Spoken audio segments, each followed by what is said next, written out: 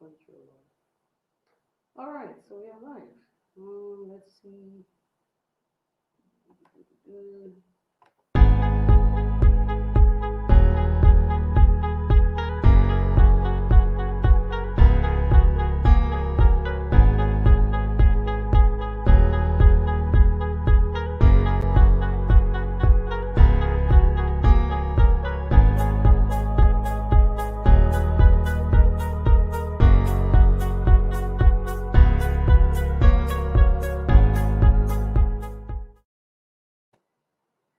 Hi, hi, hi. Good evening. Us with a new face.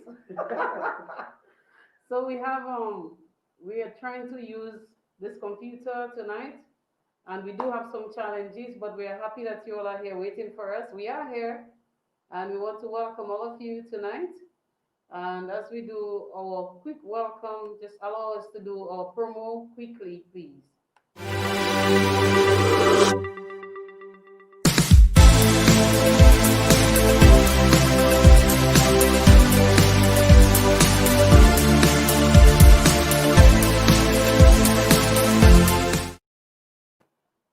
All right.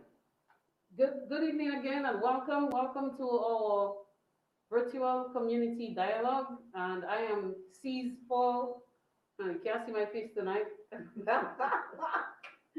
We are forced to sit a little closer because of some technological issues tonight. That's why we even have like a few minutes late, and I want to apologize for that.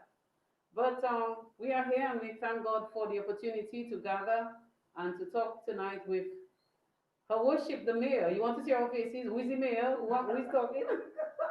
All right, this is me, Caesarina. See, right. Okay, good. So you see those bright smiles and everything? We can put back our mask. So if you came late, too bad. Sorry, you won't see our faces. But we're happy to have all of you here tonight. Welcome. Hi, Kushtem. Hi, Lady. Hi, Marvin. Yes, please share the live with somebody. Let them know that we are on tonight. And we are discussing and have a special guest rather in the house discussing tonight with the mayor. Yeah, big Tom. The mayor of the town of Portsmouth, Father Shapley start. I see that. Can you all hear us? Let us know you can hear us very well if you can. Mr. Father Shapley says, good night, my dear beautiful ladies. It is a joy to see you both. Thank you, Father. And then he says, congratulations, my dear Kerry. You are in my prayers as you take this or undertake this major responsibility. God be with you always. Thank you, yes, Father. yes. Thank you so much. Wonderful stuff. Nanan says, good evening to Madam Mayor. Good evening, Nana. Hey, hi, Jose. Welcome. Jose is from St. Vincent and the Grenadines. Hi, Nita, we see you as well. Kushten, somewhere in Roseau. Lady, we know you're somewhere in the U.S., either Grambling or is it Texas? One of them. So Louisiana, Texas, right there. Marvin, your cousin. My auntie. Your auntie, I'm sorry, forgive me. Yes, your aunt. So you're very covered. Your aunt is there with us tonight. So, ladies and gentlemen, we are wearing our mask because we want to ensure that we are using the protocols or that have been given to us. Of course, we also want to emphasize the importance of keeping well and keeping safe. Who likes a mask? Mask making us look real funny, you know. I know. Stifles. But we want to engage tonight our dear mayor, who has consented from last week to be with us. You know, we're very pleased, very happy that she has kept her word. And it's the first time that I'm having a guest in-house, by the way, in case you didn't know. So you are bringing her tonight.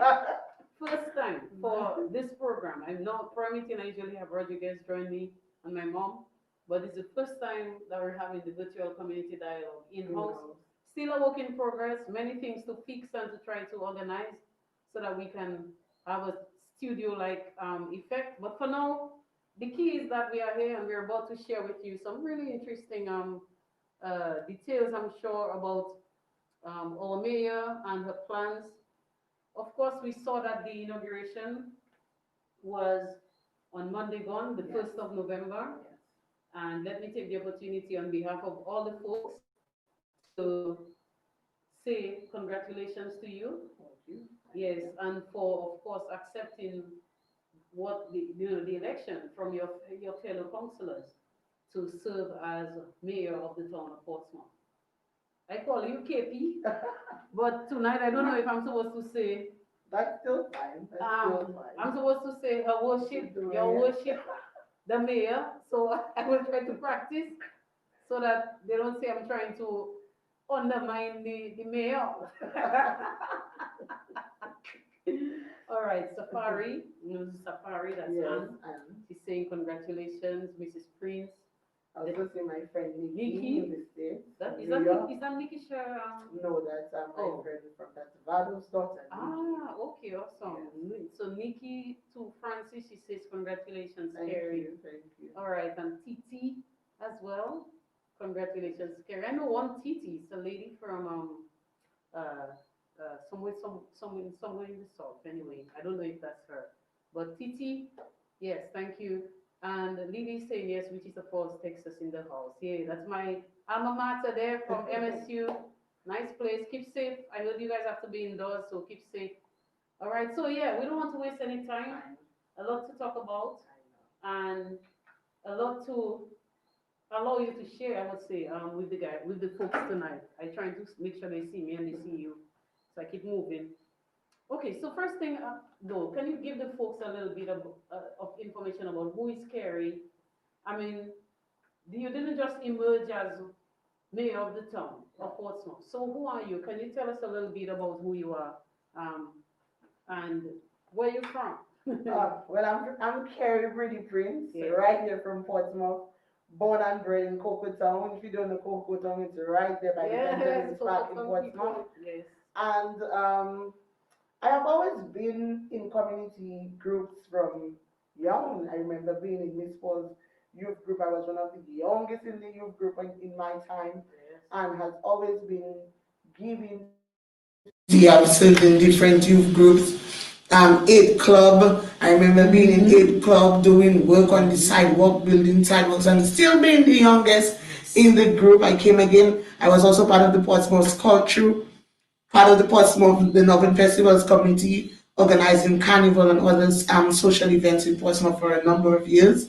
I served as the vice president as well on that committee. Also served as the vice president of the Portsmouth LYO for many years. Sorry.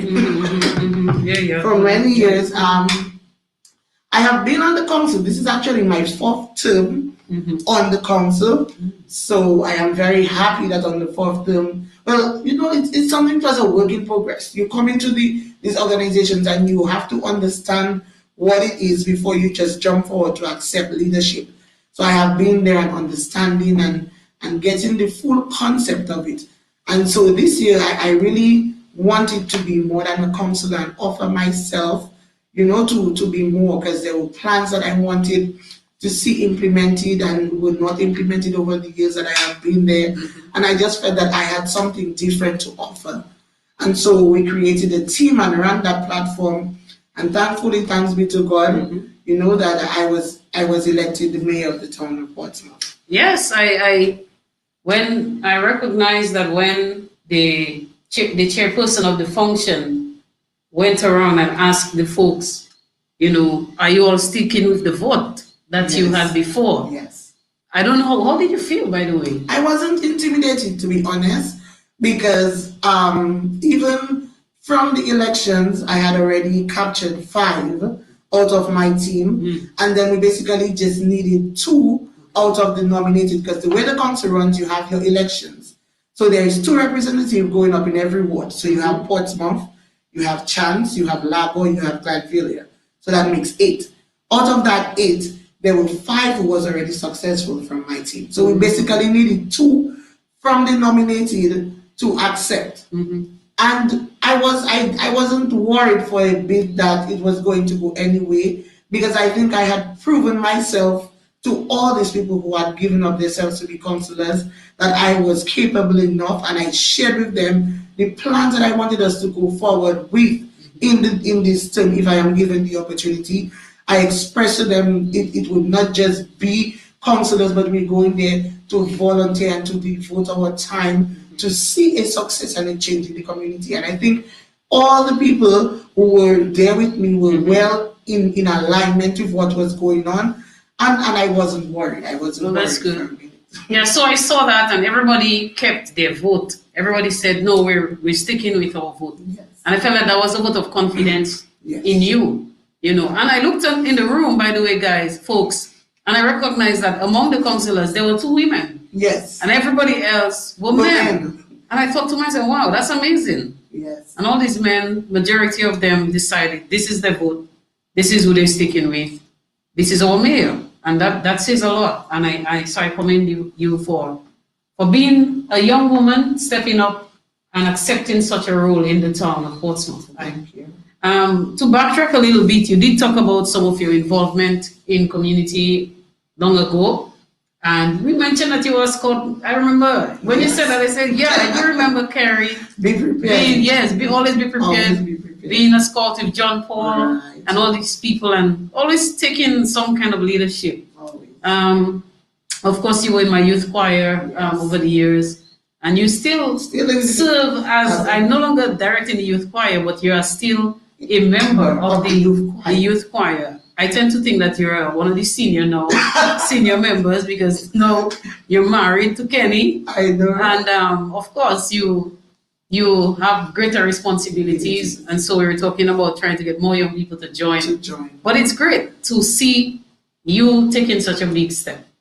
Who are your people? Who are your parents? Who are your parents? My mom is Kenny Libla, Austria now, and my dad was Kerry Breedy, known as Breedy. He's passed, and you know that was one of my greatest hurts in being the mayor, knowing that he wasn't there to celebrate that with me, and I know it's something that he would have been very proud of. Yes, you know. So I am daughter of Kenny and Kerry Breedy. That's right.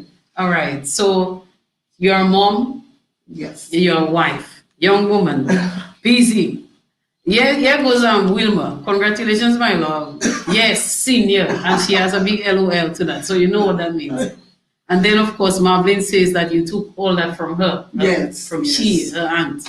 Always involved in stuff. All right? So we want to go down into, I listened to your address on that day. And you highlighted a number of plans. Definitely. A number of plans. And of course, if you remember the week before this week, that was last week Friday, we had a discussion online, and I was asking some of the folks here, what is it they would like from the new council?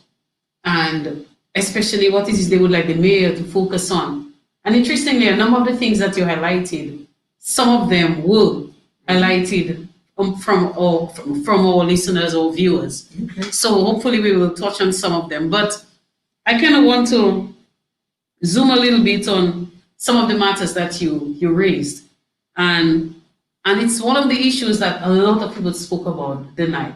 The whole issue of home taxes or property taxes. How is it? The proper terminology, you can tell me. Well, is it just house tax or is it property? It's land. Tax? It's land and property tax. Okay. Yes. So land and property. How do you, as the mayor and with your team, envision? And when I say team here, I'm talking about the entire council. Envision approaching this situation. How are you all going to approach this situation? Well, the tax issue has been a serious issue through various councils, and I don't know, for some reason, residents seems to consider all other bills a bill except the tax. So the taxes is one of the things that is limited attention is paid to. But I don't know for what reason that we don't understand how important our taxes are. So if you go through the books in the council, you will see that there is a vast leniency on the paying of taxes. Some haven't ever paid taxes at all. I remember in 9 years ago, when I came on as a councillor, that was when Chairman Cliff Seja was mayor. We gave a break, so a certain amount of years was taken off from the taxes to encourage persons to come and pay.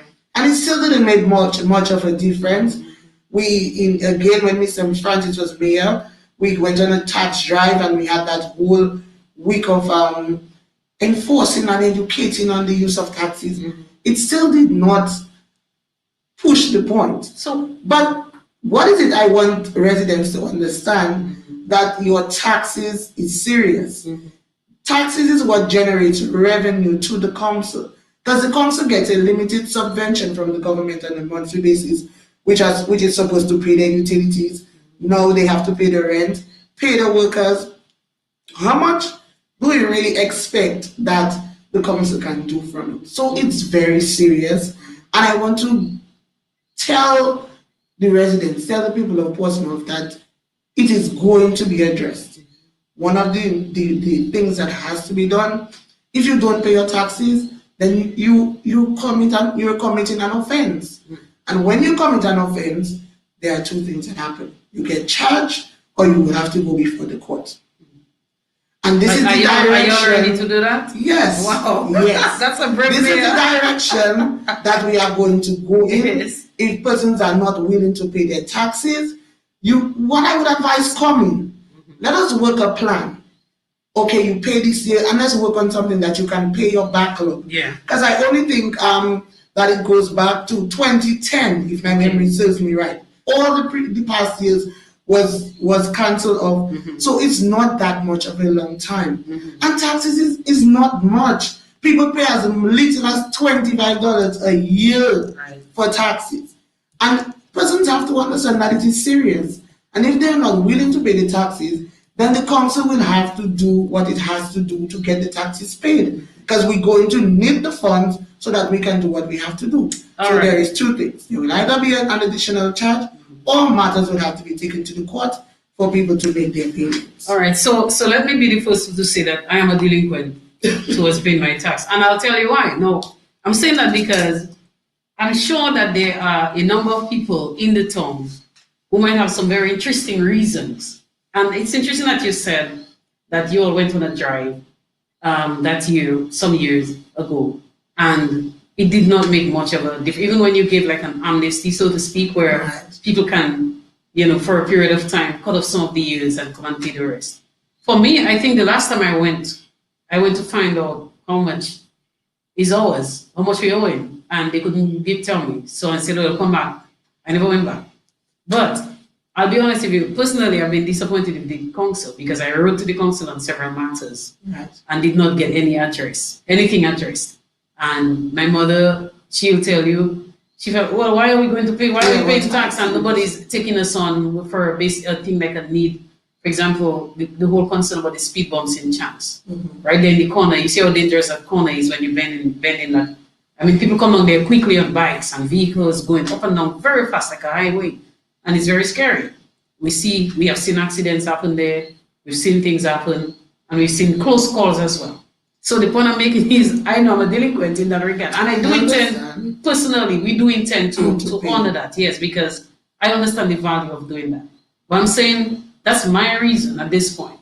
But it would be interesting to find out from other people in the community, why is it that they're not paying? But you mentioned something, and I hope that it's not going to be the first order of business in context of dealing with the taxes, whereby people are going to be taken to legal. Well, I'm saying it's not the intention for it to be the first. What I'm thinking is you engage people. Right. That's one of the first things that I think we're going to do. Well, the council hopes to meet next Tuesday so we can get everything in place.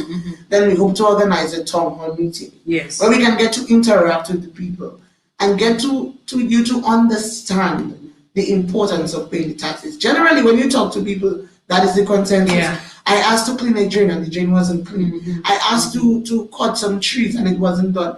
And I'm not saying that the council is right. It's not customer service to get a request and be negligent or don't even send back some sort of response to the person sending it. It's wrong and shouldn't be accepted. But still, we have to understand that there is a need. Sometimes it can be shortcomings, like maybe the council at the time did not have the funds to engage in your request. Still, they should write back. I think the importance of communicating with the patrons. When someone expresses their concern about a matter in the town, it's important that they get some kind of feedback. Right? Clearly, if it was not the whole getting permission of the police and all that stuff to do a speed bump. Maybe speed bump would have been done already. So, you know, that people that encourage me to break the law and just go and put my speed bump. But I can't do that. You can't do that. Right? So that is where the legal and the local authority comes in, you know, to do something. So I'm just using that as an example. So, but I will take that into consideration as well. Thank you. But certainly the point about the value of us paying our taxes, it's important. our homes taxes, our land taxes is very important. And I am saying that I want to be one of the first people to go ahead and say, please tell me how much we owe so we can clear our bill. Definitely. You know what I mean? And hopefully set the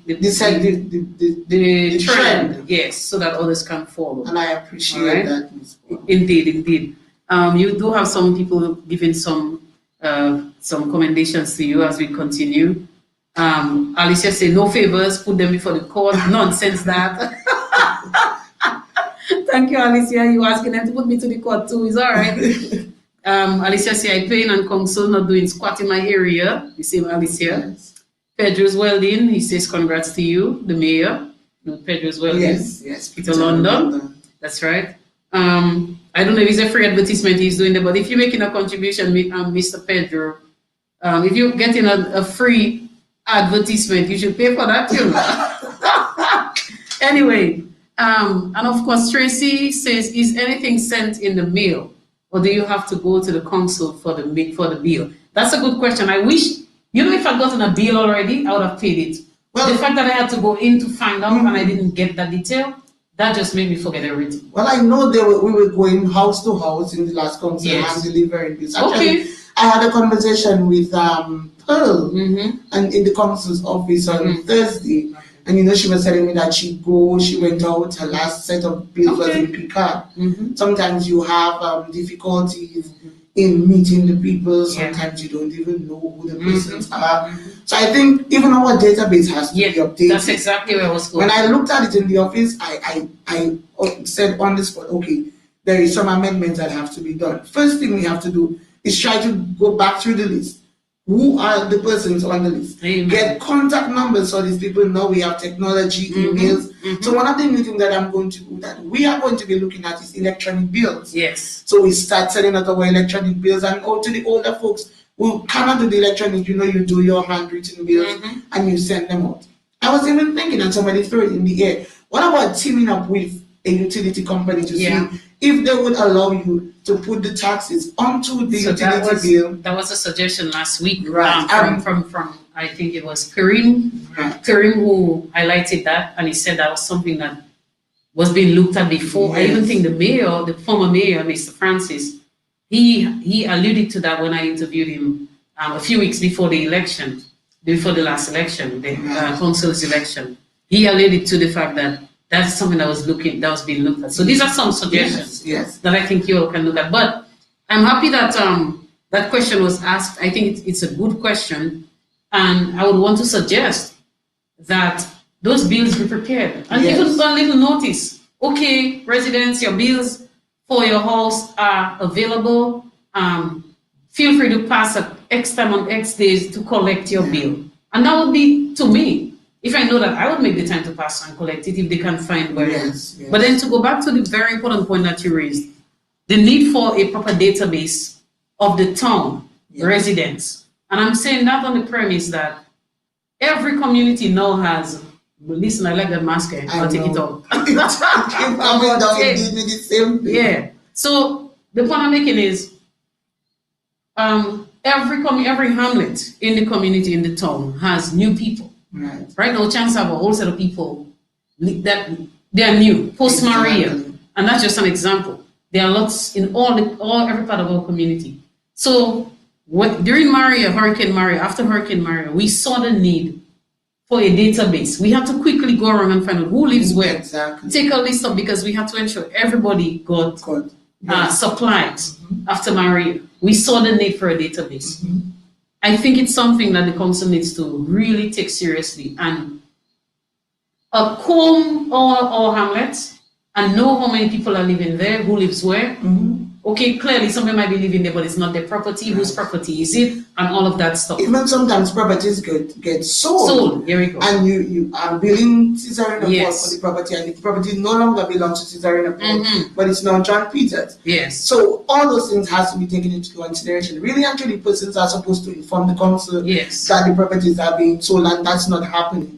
But we too, the council, have to take the initiative and do the work. So it's imperative, it's important that we update our database. We have contact emails and move with the technology. Yes, yes. I don't go to the post office. Sometimes when my mails pile up, we'll deliver them to grandma or to my grandmother's house. Yes. I don't study. Because everything is electronically. That's true. That's an option. Right. Send me an email. Right. Miss So Paul, we have this to is come your up bill. to the time. I love it. I love the send me a electronic WhatsApp, consent, a PDF. right? That's fine. You know, you send the email and you send a WhatsApp. Miss Paul, an email was sent to you. Excellent. For your taxes, or a gentle reminder that your taxes needs to be paid. And you know, technology goes a long way. I think this is the way to go. And you're making such a valid point here. We have to use the technology, and it's available to us. We don't need any hard paper. Exactly. Just send me an email. This is your bill for this period of time. So I know to come and pay it. Exactly. A little reminder helps a lot. And as the person said, if bills are given to people, granted some may not take it on, but I think some of us will receive. I think you'll see a great change. You know, and it will. So please do that. Yes. Somebody's threatening you there. They say, she said, as long as, she said, Mrs. Prince, I beg you to be very careful because I'm not taking nonsense. That's Alicia threatening you. And you'll have your fight with Alicia. I know, right? Right? But she's saying that she really wants to see a change. Something happens towards that effect. Marvelyn is saying a census needs to be done. So yes, if we do our own census, or we just go around and it's typically a census, truly. That's what it is, to take people's information, know who they are, age groups, household number, who is there, but also the numbering of our households. We still have numbers. Yes, houses used to have numbers. We still have numbers. And I know recently they did it even with the new mail system they were trying to implement, where the mailman will come to deliver. So a lot of the buildings in Portsmouth have already been Central has already been given numbers.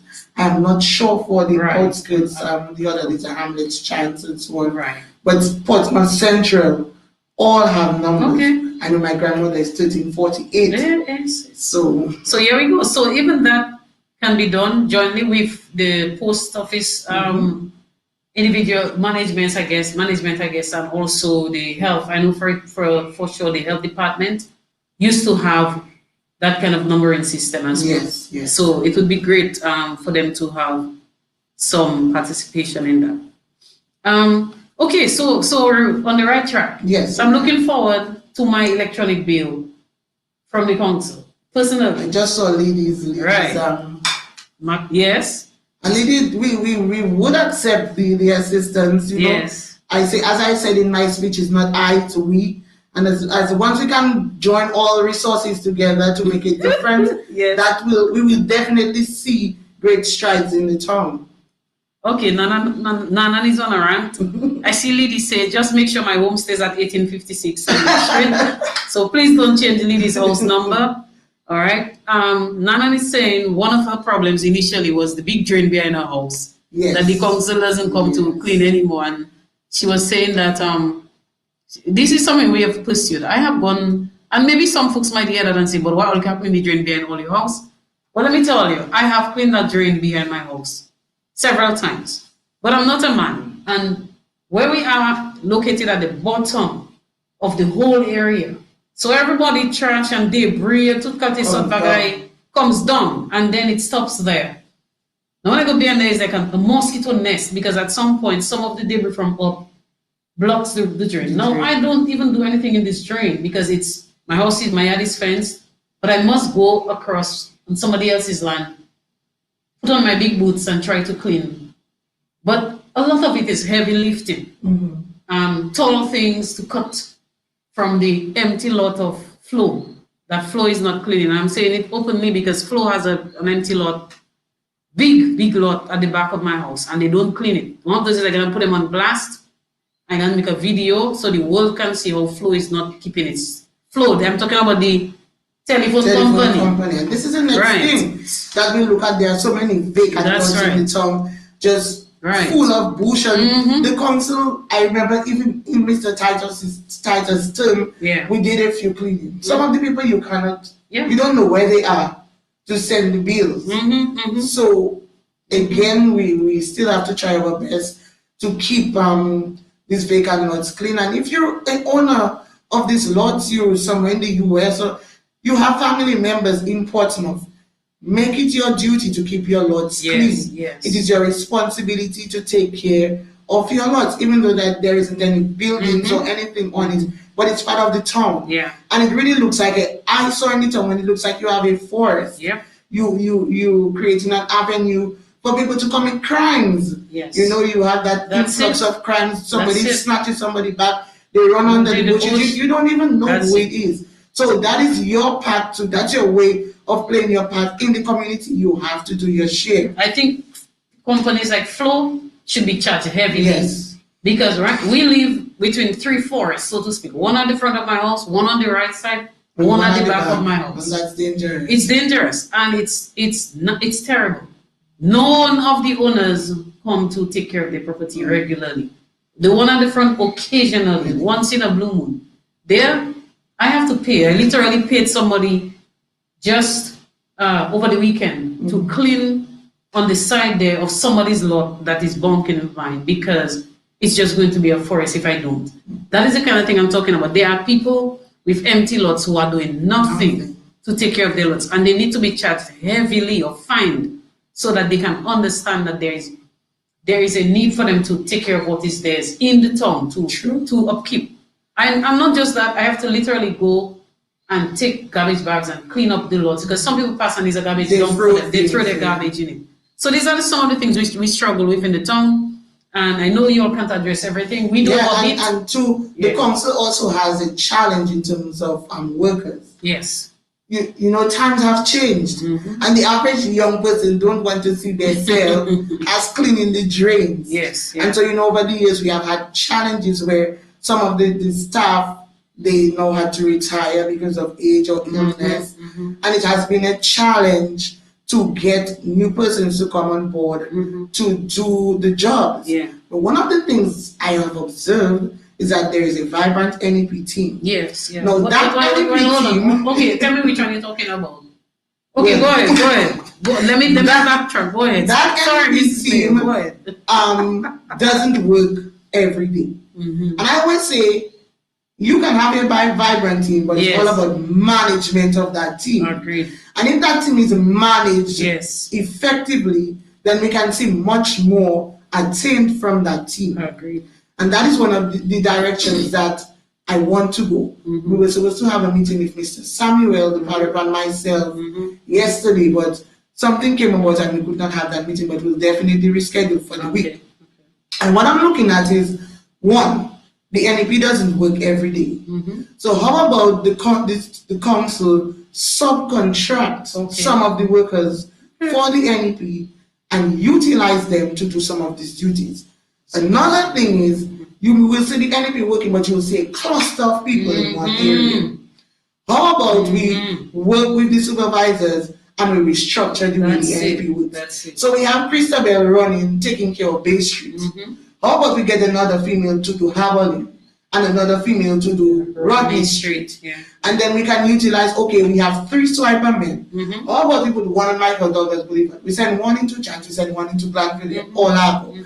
And if we really restructure the way the team works, I think we can see a vast difference in Portsmouth. I agree. And then it wouldn't be so much, okay, the council can take the opportunity to grow the funds that it needs in the meantime, but we're getting what we need to get done in the town. Yes, and if people see that is being done, I think they will be supportive. Yes. Now, I want to commend the NEP in general. And you mentioned a point about management. I personally, I've spoken to Mr. Samuel about the whole situation at the back there. I've spoken to the council. I've been told that one says, oh, that is for the council to do. And the other one says, no, NEP should be doing it. And nobody does it. So it's I don't know, it's a blame game or whatever is going on. But the point I'm making, you mentioned about the fact that we're going to have a meeting. So the importance of collaborating and ensuring that the work is done in a unified manner, that everywhere is being addressed in a proper manner. True. Okay, I wouldn't put one of the managers on blast at this point. I will hold back because I do not want to use this medium to do that. But some of the managers need to get their act together. True.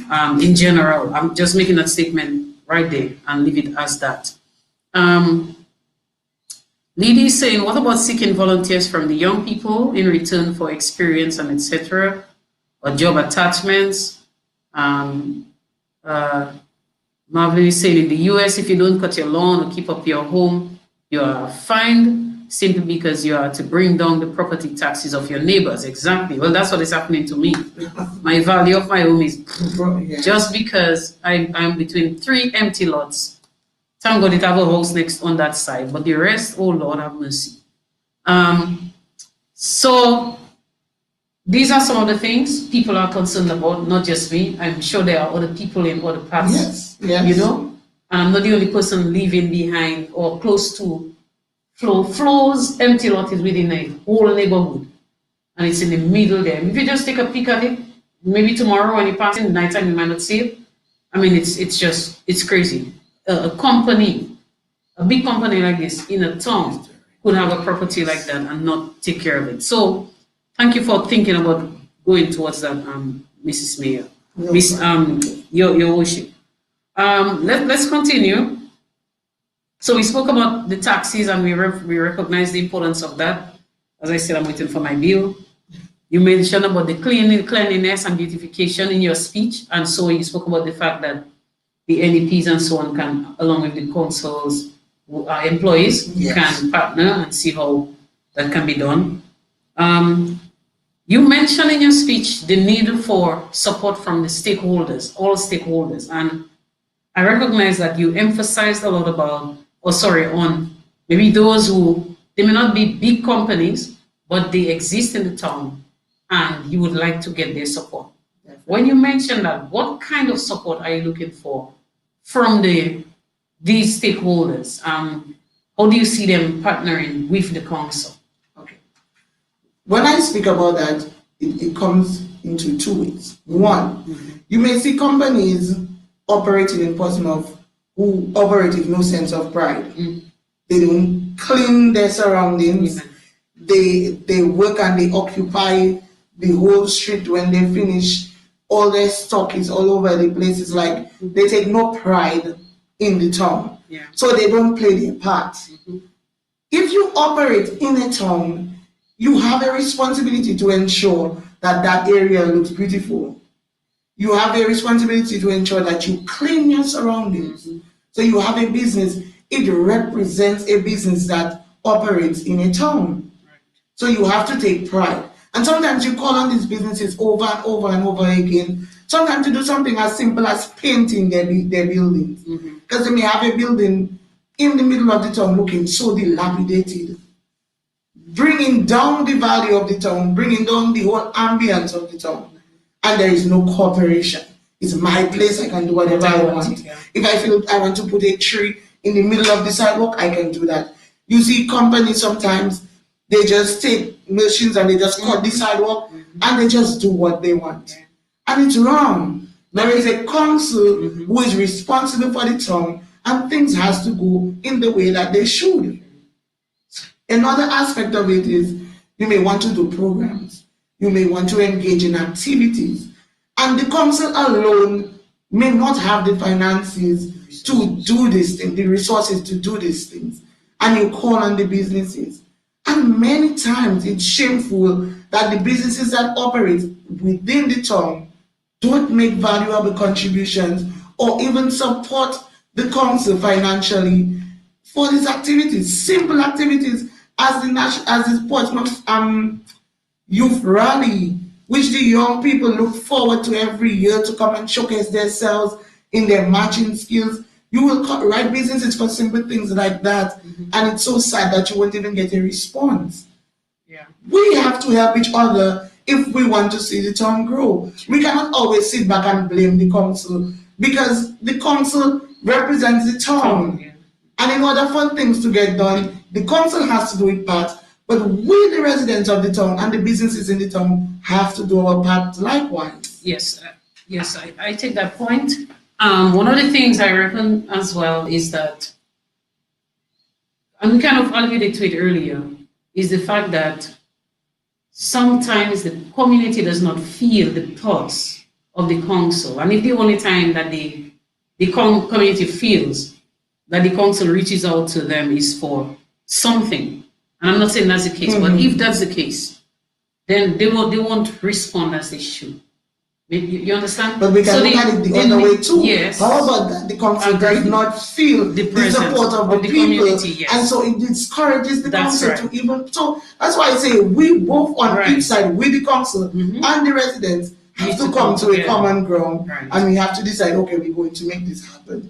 Let's forget, or not forget, but let's subside on other things of the past, and let's see. Okay, how we're going to make valuable contributions on each side and create a difference in our town. So there is a better need for communication, linkages, and relationship. Yes. And relationship is two-way, as we know, it's not a one-way. So the council needs to extend that hand, and we, the citizens, the residents, need to extend our hand as well and be a part of what is happening. Another thing, the council needs to let the people in the town know what they are doing. That's right. So many times the council does things, but there is no, or how should I say, there is no advertising, or there is no telling the people that is what is going on. You will see something happening and you may just think, oh, it's the government, or it's a private institution.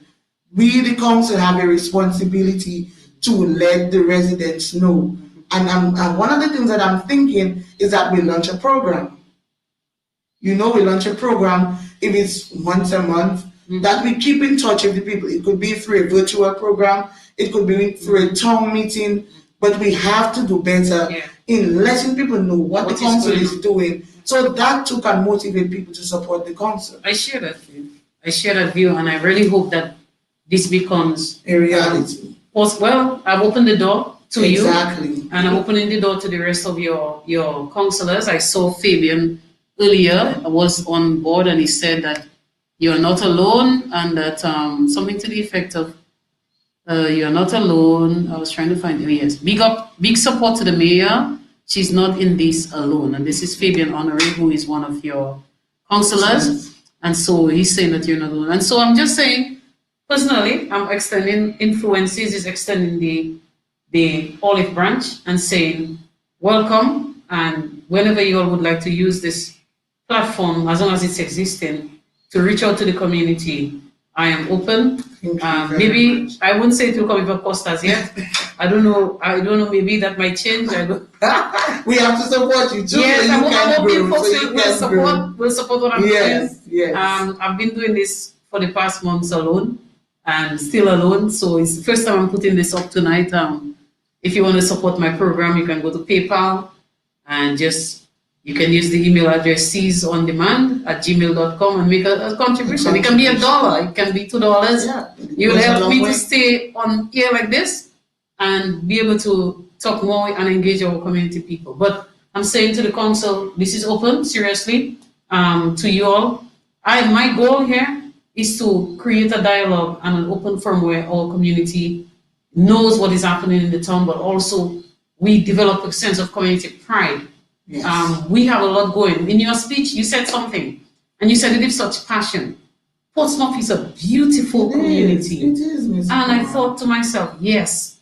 And then you spoke about the term. You don't use the term that everybody uses, which is, Portsmouth has a lot of potential. It's economically inclined. But you said it's economically inclined. When we look at Portsmouth, there is so much room for development. When you look at the projects going on and the resources that we have to how should I say, to be in line with these projects, these hotels, these skills that the people in Portsmouth possess. I mean, when you go to the Indian River and you interact with some of these men and you see the amount of languages that they can speak and how they would just take a coconut branch and make you a hat. I showcase their product for what do you call it, for Chapel Pie Day, you know, that's especially for my hat. We have the potential in Portsmouth. It's how do we use it? How do we maximize it? We cannot keep doing the same thing. If I sell bakes and chicken, you sell bakes and chicken. We have to really look at viable businesses, not just open a business because you think open a business because it makes a contribution to the economy and a business that has the potential to grow. And that's why I say the training in that direction. Because you may have a business idea, but sometimes it fails because it's not in the right environment. That's right. Where you set it up, it's not conducive for that type of business.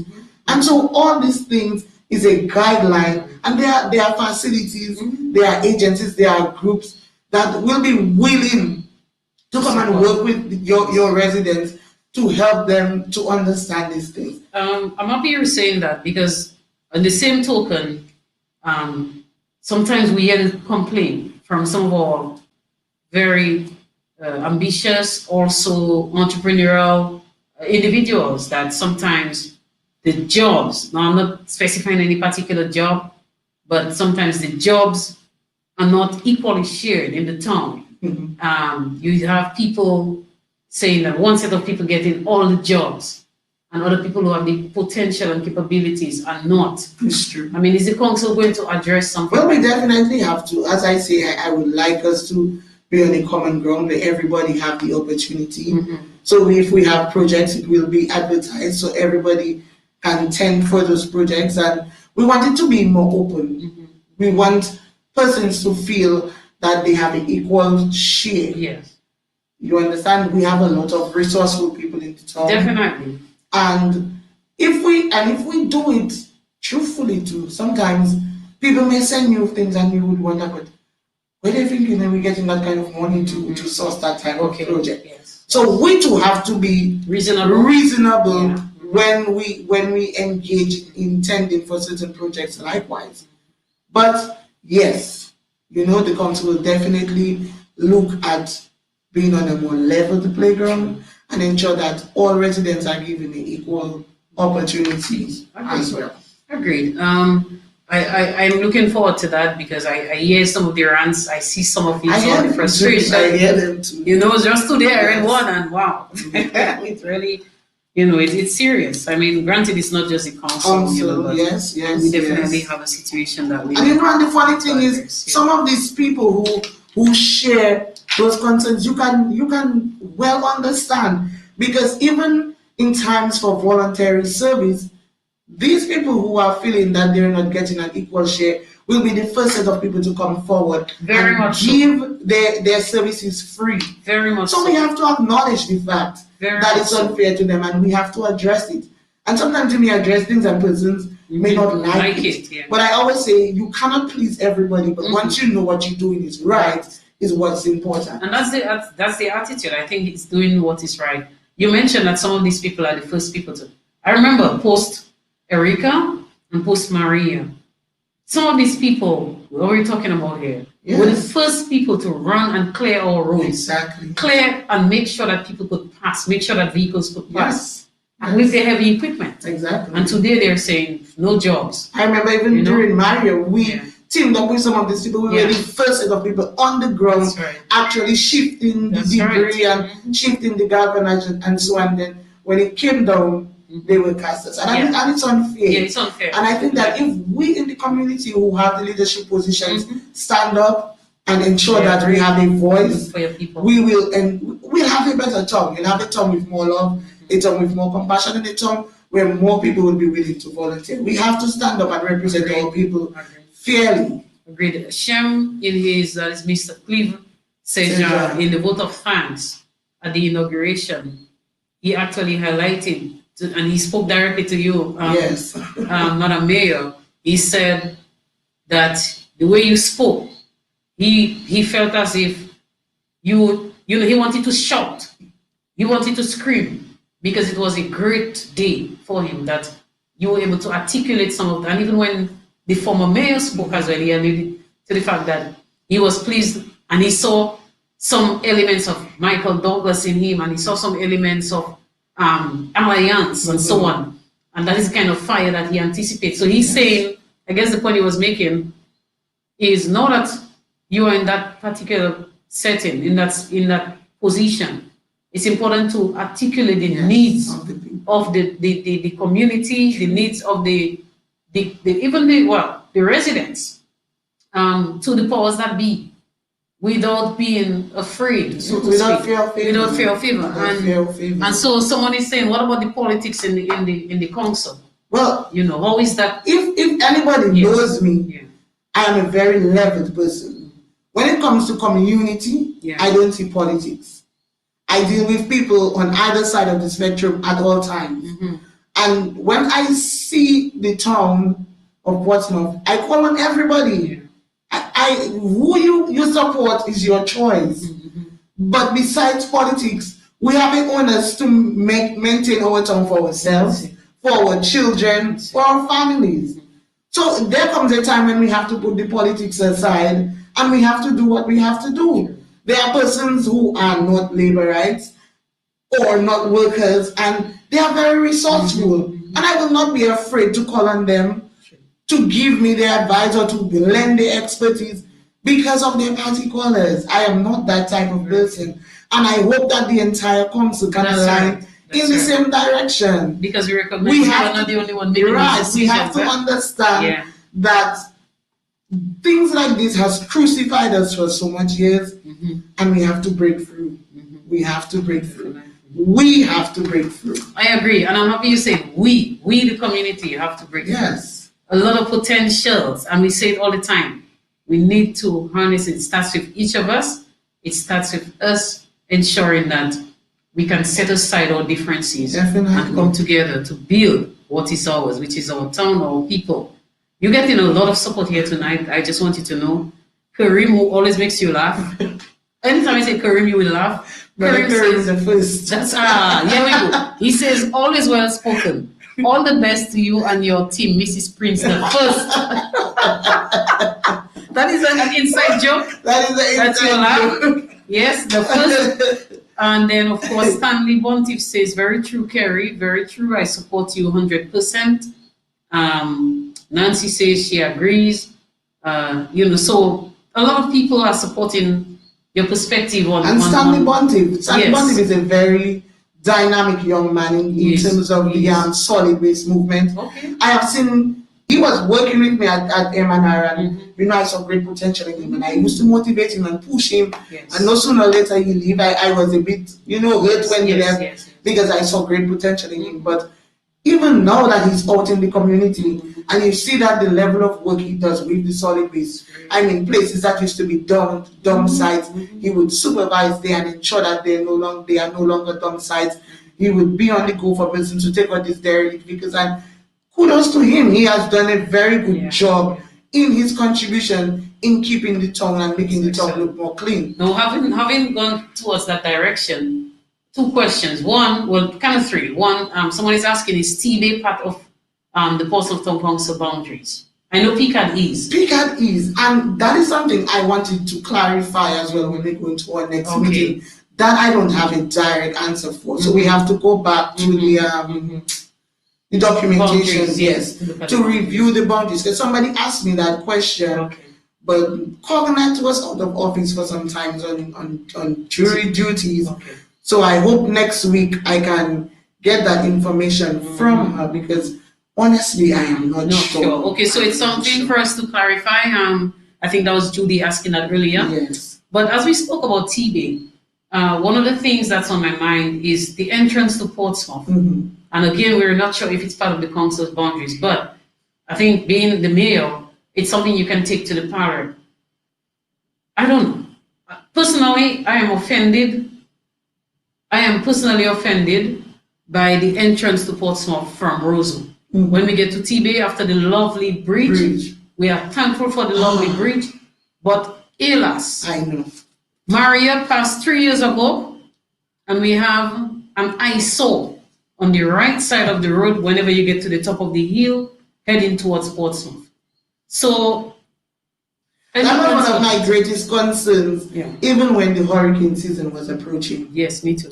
And I thought to myself, Lord, if we were to get anything in comparison to Maria, and those things were to unleash on the town, we would be no more. Yes.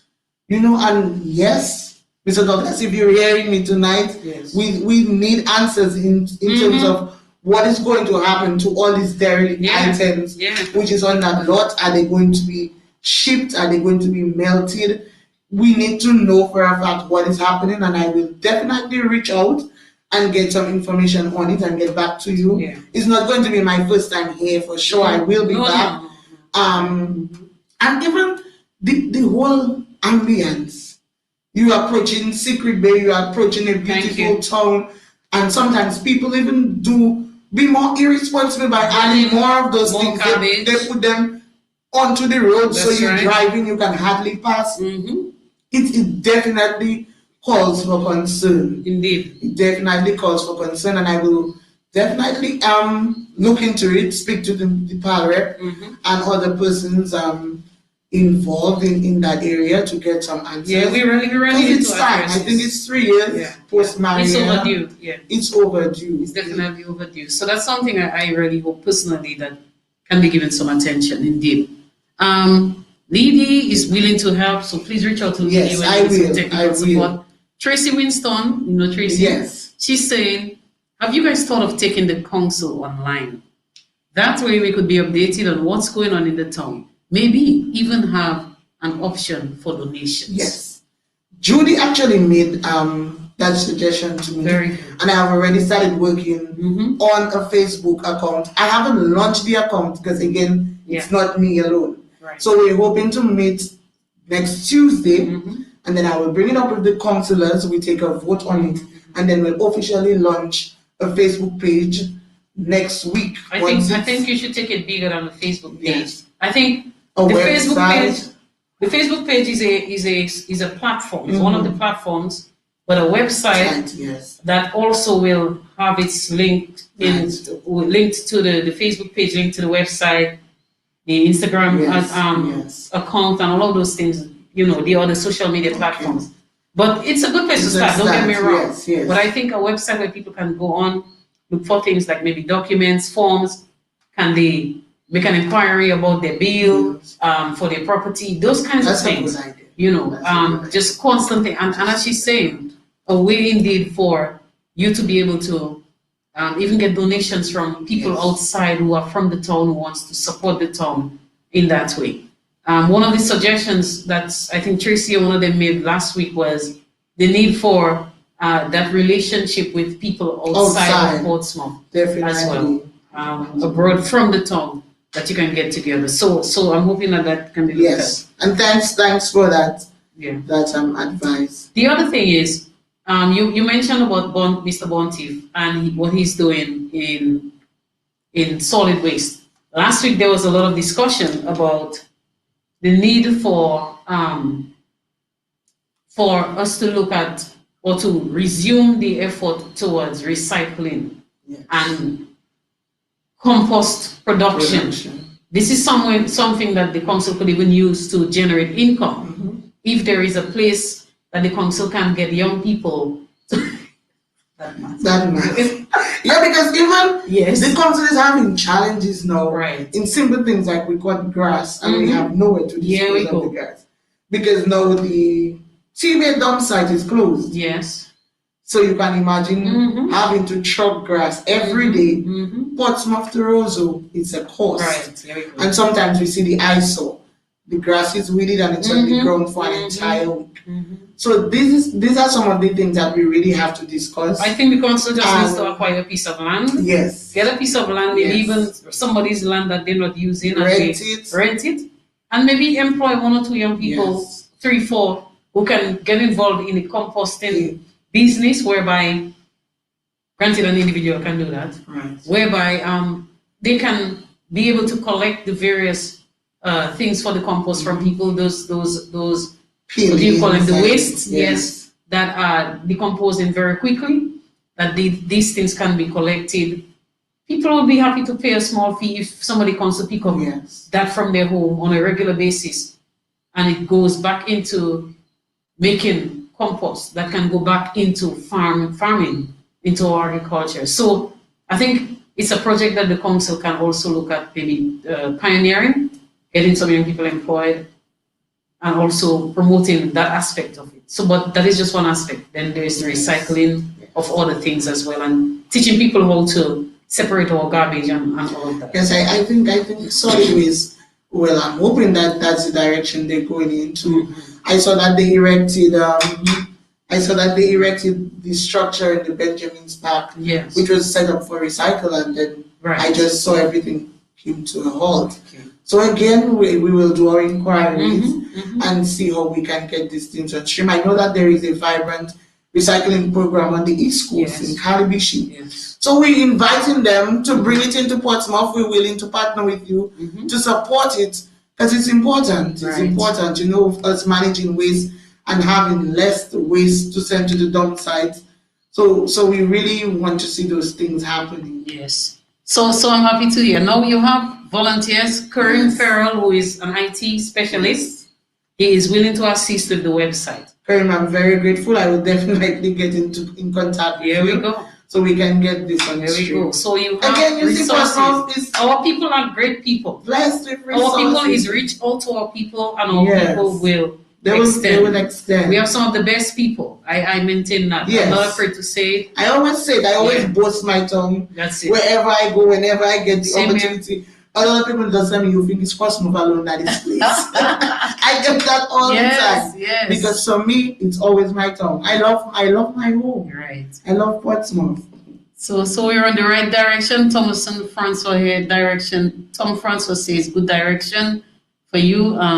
Nadia Laville says, Nadia Laville Frank, NEP needs to visit that area. Shrubs have overgrown along the roadside in TB. Yes. So I know they were doing some work up there. They started and then they moved to somewhere else. Well, I don't know if it's the weather or something that had them. What I see that they're doing well, again, Glanville hasn't gotten a lot of attention for a long time. Yes. So what I realized they did is that they moved some of the team into Glanville and they will work their way up. But I will link with Mr. Samuel to ensure that it's done. It's important that our town looks beautiful. Agreed. And I really hope that the person responsible for this site in TB really gives it the attention that it deserves. It's really an eyesore and it's unsightly. I really hope that must be a breeding ground for rats and cockroaches and these things. And these things come into the town. Where's they do? So we really have to ensure that this is taken care of. Okay. Mr. Nicholas Andrew says congratulations to you, and he wishes you very well along with the council. So the council needs to have meetings with the public indoors to get ideas from them as well as they from each other, I guess, because all ideas don't stay in one head. True. And he says, let the public take ownership, let the public help you to develop Portsmouth. Definitely. Yes. And Mr. Nichols, he loves his town as well. Yes. So yes, positive things. You mentioned in your speech culture and sports. Yes. Tell us a little bit. Well, and you also I can tie better carnival product to that. I know you love your carnival. You love your carnival, but when you spoke about culture, sports, and better carnival, what were some of the thoughts? Miss Paul, you remember back in the days, Portsmouth was part of all cultural dances. Very much so. When Cabri would hold a cultural show, it would be Portsmouth, all the go, Bel, Mazouk, everything. Yes. And then we just saw that dwindle.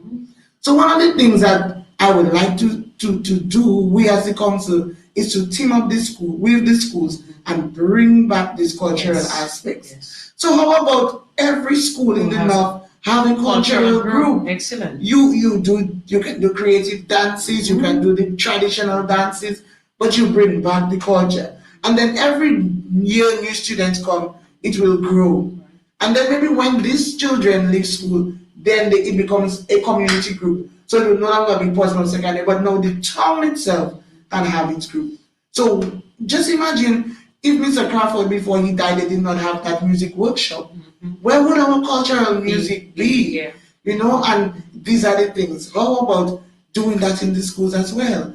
You get different representatives from different schools, and you create a music band, and you keep the tradition going. It's important. If you see it, I mean, I'm a young person, and sometimes I watch, no discrimination, some of the outfits people make for Creole Day. It's like anybody hardly want to wear a traditional Creole outfit anymore. And we're losing that sense of our culture. And I think we have a responsibility to ensure that it remains and it grows. Yes, there's time to bring it in. How about all the other Fridays in October, you wear your different styles. But Creole Day, you wear your traditional way. And you can imagine how beautiful, our sense of pride. So I think if the council, spearheads these things and start with the schools, you team up with the Ministry of Culture, and we implement programs in the different schools, then we can see the rebirth of culture in our town. I must say that the schools in the town have really shown some tenacity and commitment to culture. And St. John's Primary, even St. SJA John's when Academy, they came, and they still do it. I mean, this year was low-key because of COVID. Carnival, you will see St. John's Academy on the street with the students. All the schools for them are RDPS. I mean, I remember these schools doing things for culture. So yes, I think partnering with them may be stronger to ensure that maybe even like a community competition among them, a calypso competition among the schools in the town itself, those little things. And then of course they can grow. And then our traditional cultural group really needs something like this to bring life. Even with the carnival, you see that we've moved away from the traditional senses. And Mr. Ashton Revere have offered himself so many times to do workshops and to work with the young people to bring back the senses. That can be an art project that can last a year. I think you can imagine collecting bubble cups to make your sense, or you have to cut your plastic or even the bag. And if we work with them and we bring these projects, I think parents would love to have their children engaged in social activities like that, cultural activities which would help them grow. Those things they're not only fun, but they tend to bring a sense of formation and a sense of discipline to our children. And if we really want to take back charge of our community and our culture, we don't want us to be overly infiltrated by these other cultures or from outside. We have to start now. Well, Marvin, I see. Thank you. Marvin, I see you're saying that that's the way it was when you were growing up. The schools had shows, dance troupes, etc. I must say that the schools still have shows. I tend to feel like if the schools in the town were not doing something for Carnival, nothing would be happening for Carnival, truth be told. I mean, if you go to St. John's, they have princess shows, they have calypso shows, and all those things. So they have really been trying. I think what they need is incentives, support, financial backing, other kind of support, other resources and individuals to come on board and work with them. But for the most part, I can tell you, they have been doing that. So it's a partnership that's necessary. It's a partnership that's necessary. I see our time is going very quickly. I suspect we need another evening. It is 8:43 p.m. and just to take a pause and to remind you to take a look at the numbers on your screen. These numbers are the COVID hotline numbers. And I like to ensure that I remind all of us that we have to remain vigilant and informed. And if we see or know any situation, if you feel that you were exposed to some, buddy who might have been exposed to COVID in one way or another, call the numbers so that you can get some assistance, okay? And of course, we have to keep washing our hands. Sanitizing, keeping our distance, wearing our masks, etc. Okay, so I just thought I would plug in that little info for us. Allow us to take a brief water break, if you don't mind, and we will be right back with you.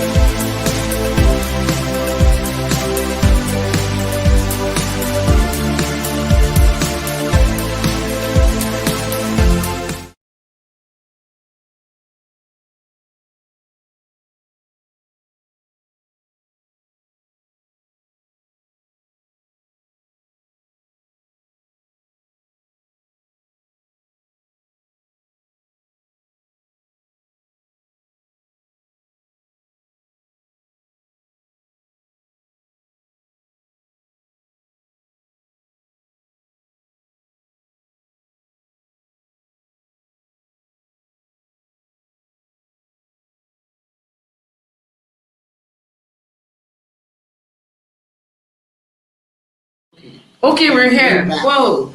Sorry, guys. Technology trying to beat us, but we're really fighting here. So we're coming down towards the line where we might end our discussion maybe in the next 15 minutes or so.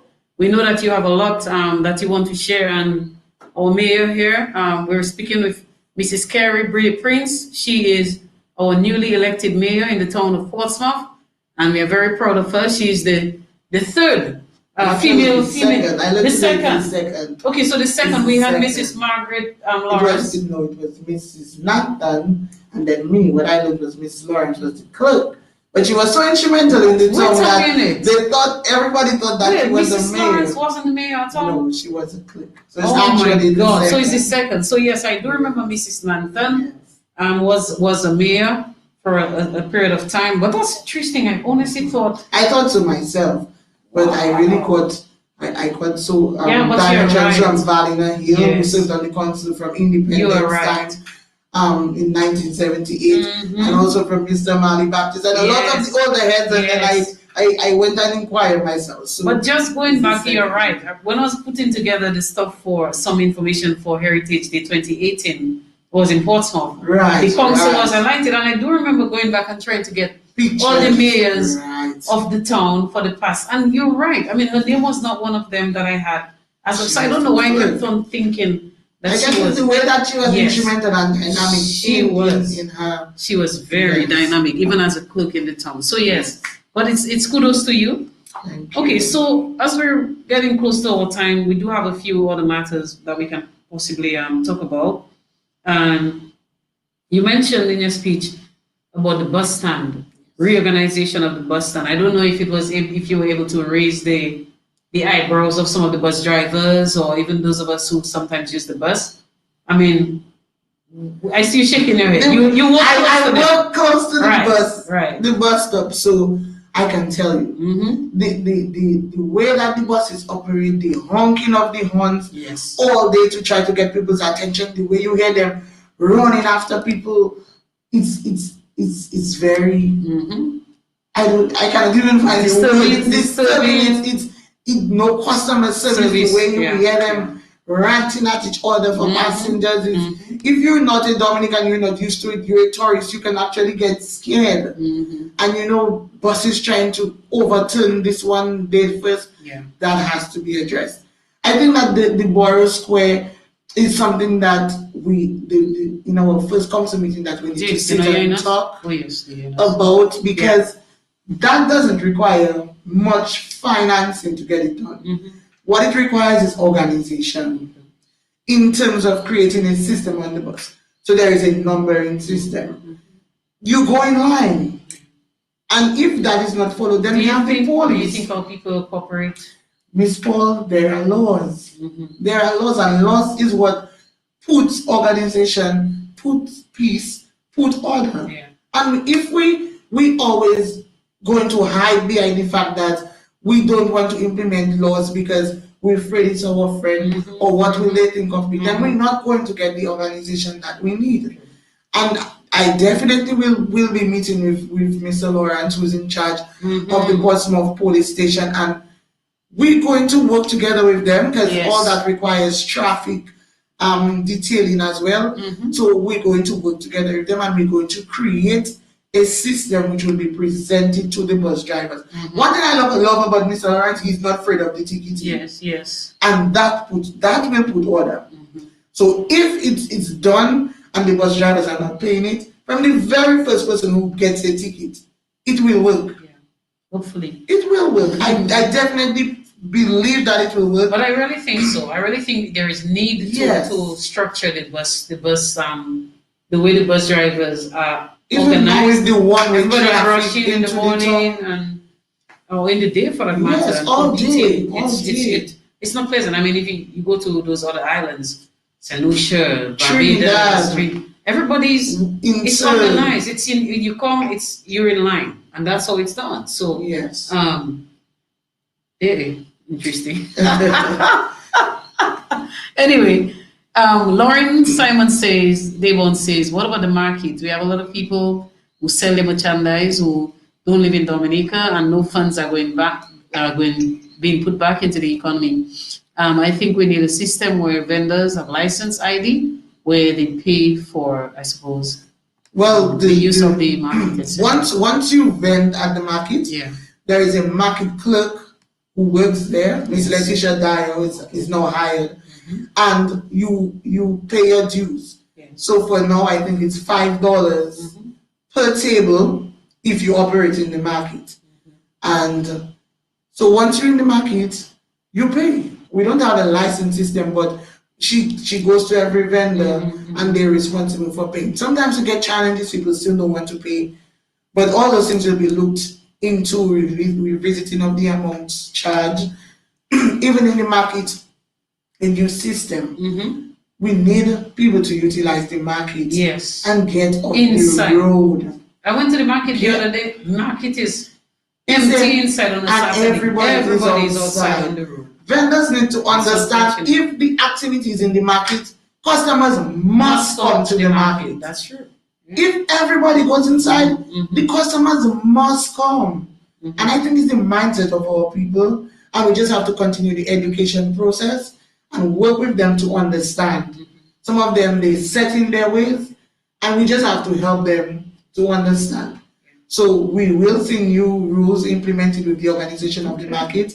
Again, we have COVID. There are policies that we need to see in play in the market. Washing of hands, sanitizing, the wearing of masks by the vendors and the customers. So we will see some reorganization in the market with time. It's something that we're definitely going to look at. I went to do a site visit yesterday. I can tell you that the market needs some work. Yes, definitely. It definitely needs some work. I have already sent some of the pictures that I took to the Prime Minister and to the Parliament, and advise them that we're going to get some quotes, and we may not be able to get we may not be able to get a brand new market, but I think we really need to get some attention given to our market. If people are to operate, they have to operate in an environment conducive for business, and I think that definitely needs to be looked at. So myself and Councillor Elize will be doing a walkthrough through the market on Saturday. He has the electrical expertise, and I wanted his advice on some of these things in putting that whole proposal together. So we will definitely be working, and again, teamwork. A lot of resourceful people is part of that council now, and I can say that all the team campaigning is aside now, and we're willing and ready to work together. Excellent. Yeah, well, a lot of comments are coming in. I got a text message there from someone who says, good program tonight.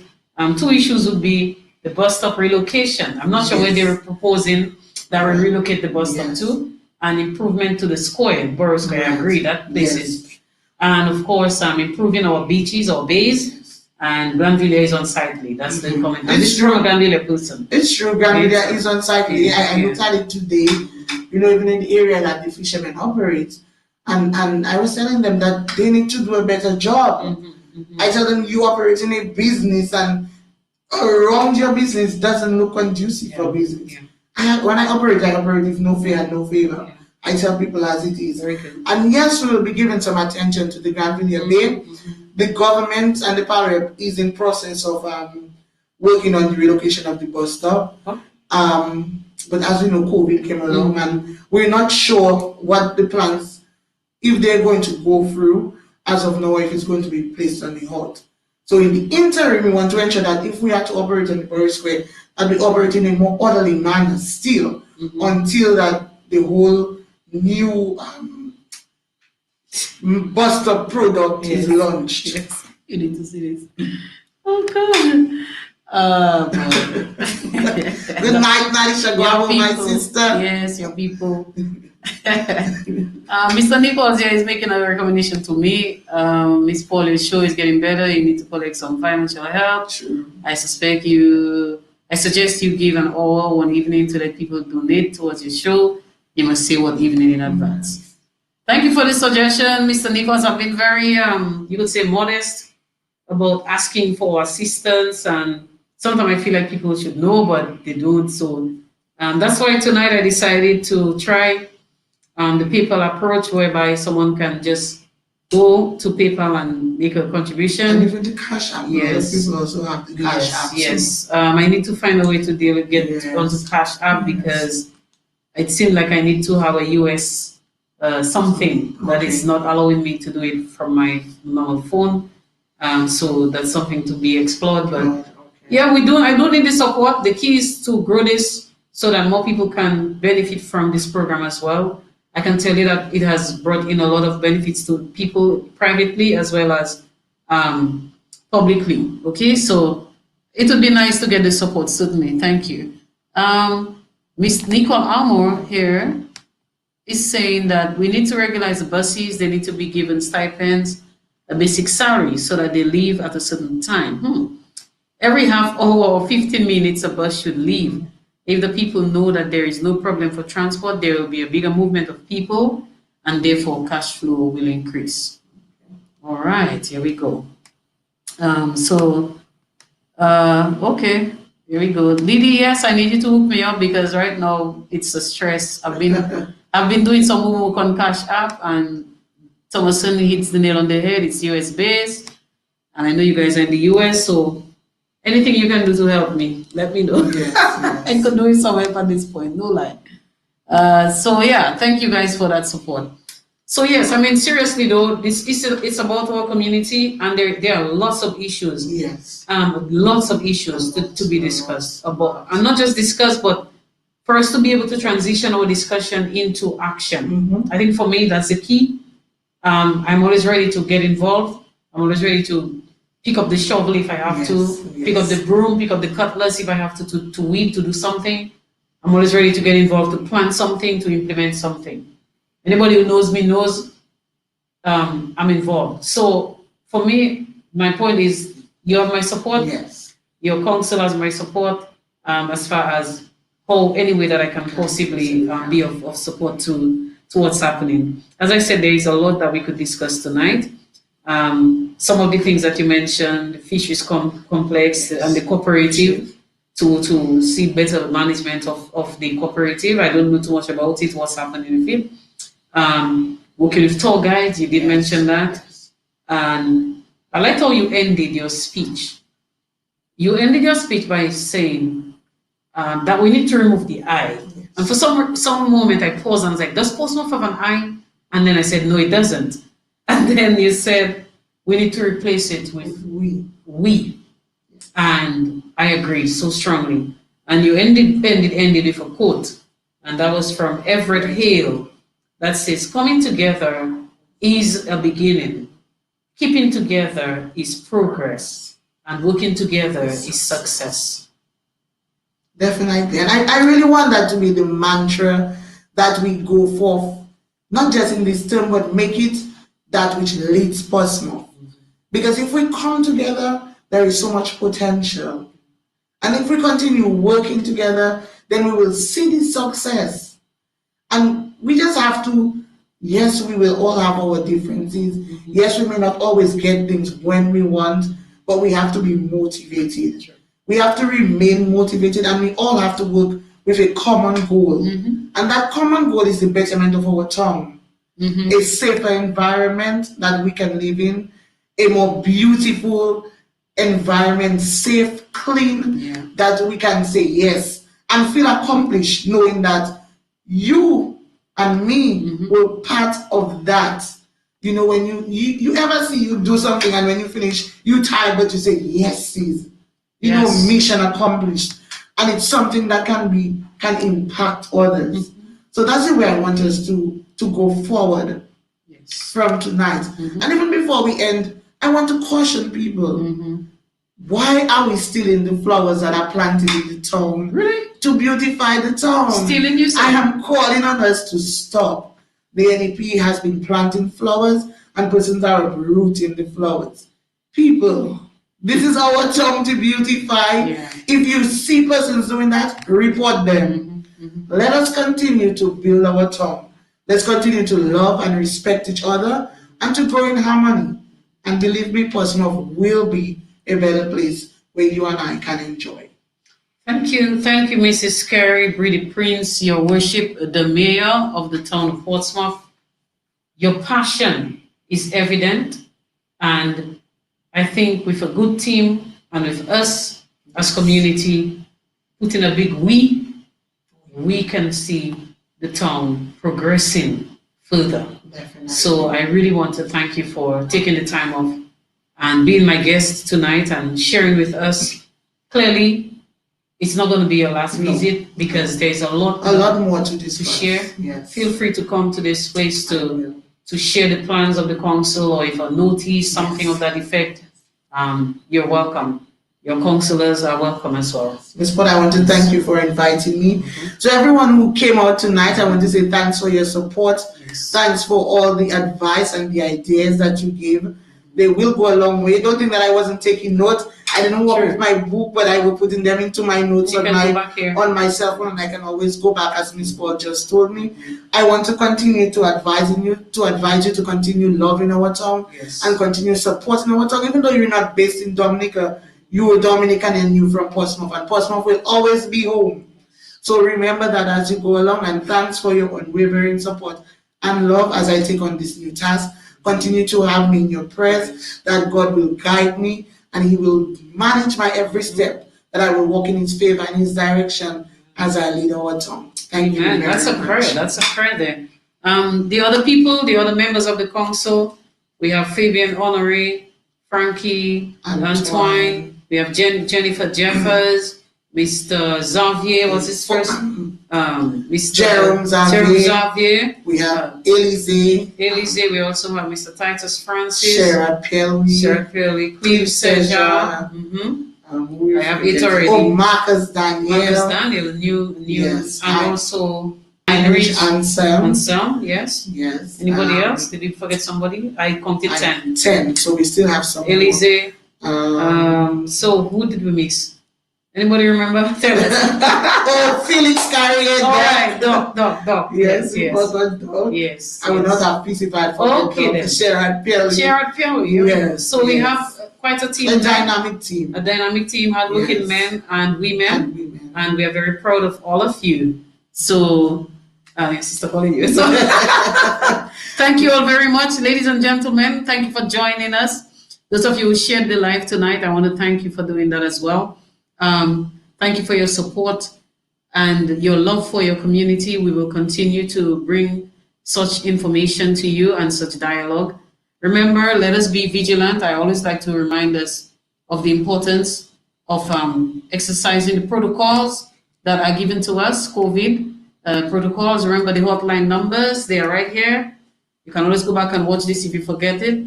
And let us do the basic things of sanitizing, etc., to help protect you and me, protect each other. Have a splendid weekend. Let us find a place of worship. If you're not sure, find a place to go to worship God, to stop, to say thanks. Okay, so that we can go through the next week, with faith and with hope. I pray a blessing on our town. I pray a blessing on our mayor and her team, and for all of us, that we will be supportive and that God will be magnified in what we do in this town. So thank all of you. God bless you, and see you again on another Friday evening when we will have another guest to share with us what is happening with them in our town. May God bless you, and come again. As we go, I like to end with my little promo.